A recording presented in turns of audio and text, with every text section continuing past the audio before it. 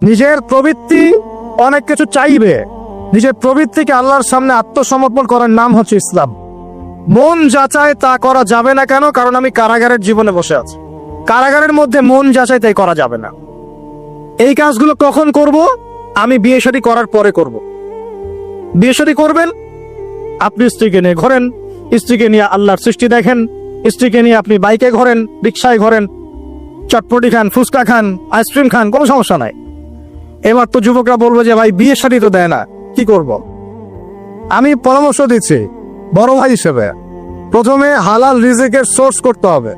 রিজিকের সোর্স না করে বিয়ে করা যাবে না, আত্মসম্মান থাকবে না। তাহলে পুরুষ মানুষের আত্মসম্মান কখন চলে যায়? যখন হাত পাততে হয় তখন।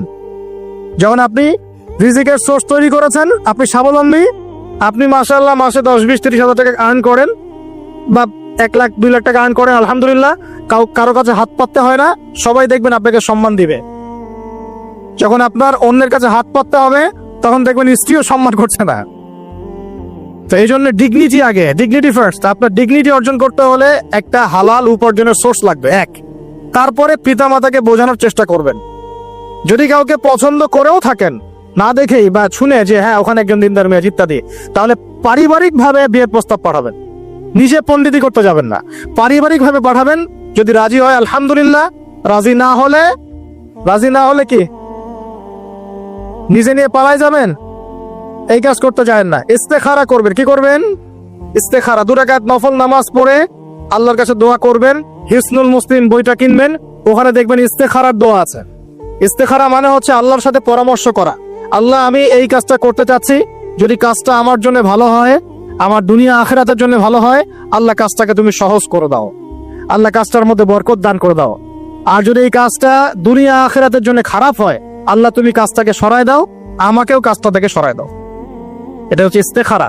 এই দোয়া বেশি বেশি করলে ইনশাআল্লাহ আল্লাহর পক্ষ থেকেই ফয়সালা হবে। আর এই জায়গায় বেশি ব্যতিব্যস্ত হবেন না। অনেক সময় কিন্তু ফ্যান্টাসিতে ভুগি আমরা, অস্থির হয়ে যাই।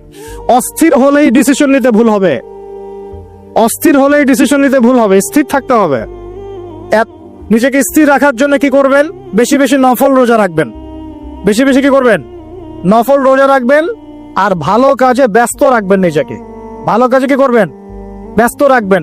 একা একা থাকলে আর এই যে খারাপ সার্কেলের মধ্যে থাকলেই মাথার মধ্যে শয়তান ভর করবে, তখন দেখবেন অস্থির হয়ে গেছেন আপনি। আগে স্থির হওয়ার চেষ্টা করেন, ভালো কাজে ব্যস্ত রাখেন, হালাল পথ অবলম্বন করে হারাম থেকে বেঁচে থাকেন। এখন যে জায়গায় আসছিলাম, এখান থেকে আস্তে আস্তে শেষের দিকে যাব। দেখুন, আল্লাহ পাক যে বিষয়গুলোকে ভালোবাসতে বলেছেন আমি ভালোবাসবো, এই ভালোবাসা জায়েজ, হালাল। এই ভালোবাসার উদ্দেশ্য আল্লাহ সন্তুষ্টি অর্জন করা। এই ভালোবাসার উদ্দেশ্য এই নয় যে আমি যাকে ভালোবাসি তার কাছে আমি কিছু প্রত্যাশা করছি।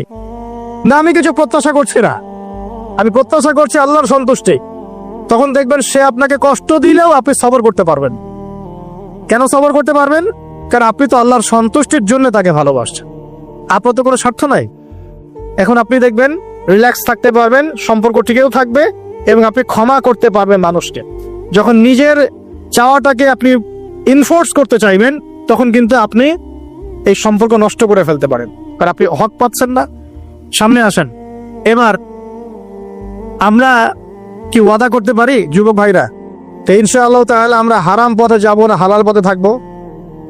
পশ্চিমাদের এই মদতপুষ্ট এই সো কল ভালোবাসা দিবসের এই শোতে আমরা গা ভাসাবো না। আমরা কি ওয়াদা করতে পারি? আমরা কি ওয়াদা করতে পারি যে ইনশাআল্লাহ আমরা হালাল ভাবে বিয়ে শাদী করবো, কোনো হারামে যাব না ইনশাআল্লাহ? এই সমাজ থেকে জেনা বন্ধ করতে হবে, এই সমাজ থেকে ফ্রি মিক্সিং বন্ধ করতে হবে, এই সমাজ থেকে সমস্ত পতিতালয়কে বন্ধ করতে হবে। বন্ধ করে আমরা সামাজিক উদ্যোগ নিয়ে, প্রয়োজনে আমাদের পলিটিক্যাল পাওয়ারকে কাজে লাগিয়ে সমস্ত পতিতালয়গুলো বন্ধ করে ওই মেয়েদের রিজিকের জন্য আমরা বিকল্প ব্যবস্থা করব ইনশাআল্লাহ। আমরা টাকা পয়সা একত্রিত করে তাদের জন্য কর্মসংস্থান করতে পারি না? এইগুলো কাজ করে নারীর অধিকার প্রতিষ্ঠা করা যায় না? নাকি রাস্তাঘাটে গেলে স্লোগান দিয়ে প্রতিষ্ঠা করা যাবে? সমস্ত যে নোংরা জায়গাগুলো আছে এগুলো বন্ধ করে ওই মেয়েদের, ওই মেয়েরা কিন্তু কারো মা, ওরা দেখবেন কারো বোন, কারো স্ত্রী বা কারো সহধর্মিনী কিছু একটা হবেন। তারাও কিন্তু মানুষ, তারাও মানুষ, হয়তো অন্ধকার জগৎ হারিয়ে গেছে, দালালের খপ্পরে পড়েছে বা পেটের দায়ে পড়ে কাজ করছে। যদি আমরা তাদের জন্য বিকল্প ব্যবস্থা করে দিতে পারি, আল্লাহ পাক আমাদেরকে তৌফিক দান করুন, তাদের জন্য কর্মসংস্থানের ব্যবস্থা করতে পারি, একটা মেয়েও এই হারাম পথে যাবে না ইনশাআল্লাহ। আমরা কি এভাবে নারীর অধিকার প্রতিষ্ঠা করতে পারি না? আমরা কি এতিম মেয়েদের দায়িত্ব নিয়ে করতে পারি না? আমরা কি সমাজের বিধবা মেয়েদেরকে বিয়ে করতে পারি না? তালাকপ্রাপ্ত মেয়েদের দায়িত্ব নিতে পারি না? মেয়েদের অধিকার নিয়ে অনেক কথা বলা হয়, কিন্তু এই কথাগুলো থাকে খালি বুলি, বাস্তবতা নাই। বাস্তবে কয়জন ছেলে এতিম একটা মেয়েকে বিয়ে করে দেখিয়েছে? কয়জন ছেলে একটা বিধবা মেয়েকে বিয়ে করার সাহস করেছে? কয়জন ছেলে একটা তালাকপ্রাপ্ত একটা মেয়েকে বিয়ে করে দেখিয়েছে, হ্যাঁ আমি তার দায়িত্ব নিলাম? আমরা বুঝতে পারলাম যে আল্লাহ পাক পুরো সৃষ্টি জগৎকে ভালোবাসেন। আল্লাহ পাক আমাকে ভালোবাসেন, আপনাকে ভালোবাসেন বলেই আজকে আপনি এখানে বসে আছেন।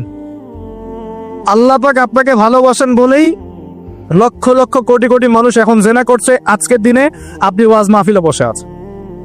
আল্লাহ পাক আপনাকে ভালোবাসেন বলেই আপনি আল্লাহকে সিজদা দেওয়ার তৌফিক পেয়েছেন। আপনি লা ইলাহা ইল্লাল্লাহ কালিমা শিখেছেন, আপনি এই যে কোরআন পড়তে শিখেছেন, কোরআন পড়ছেন, হাদিস পড়ছেন, নবীর দ্বীনের প্রতি মহব্বত আছে, আল্লাহ আপনাকে ভালোবাসেন বলেই হচ্ছে। কখন বুঝবেন আল্লাহ আপনাকে ভালোবাসে? যখন আল্লাহ পাকের অনুমোদিত কাজগুলো আপনার ভালো লাগবে। নামাজ পড়তে ভালো লাগছে, রোজা রাখতে ভালো লাগছে, কোরআন তেলাওয়াত করতে ভালো লাগছে, আল্লাহর জিকির করতে ভালো লাগছে, আলেম ওলামার সাথে থাকতে ভালো লাগছে, ঠিক আছে? আল্লাহর হালাল কাজগুলো যখন ভালো লাগবে বেশি বেশি, বুঝবেন আল্লাহ আপনাকে নির্ঘাত মহব্বত করেন। আর যখন আল্লাহ পাকের নিষেধগুলো, হারাম, মদ আমার ভালো লাগে না, জিনা ভালো লাগে না, আমার খারাপ জিনিস দেখতে ভালো লাগে না, খারাপ শুনতে ভালো লাগে না, বুঝবেন আল্লাহ আপনাকে ভালোবাসেন।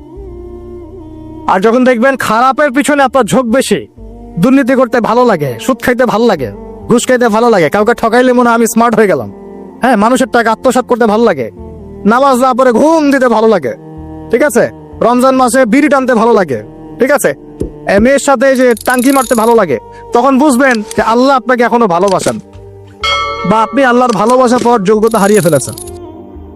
আল্লাহ পাক আমাদেরকে বোঝার তৌফিক দান করা।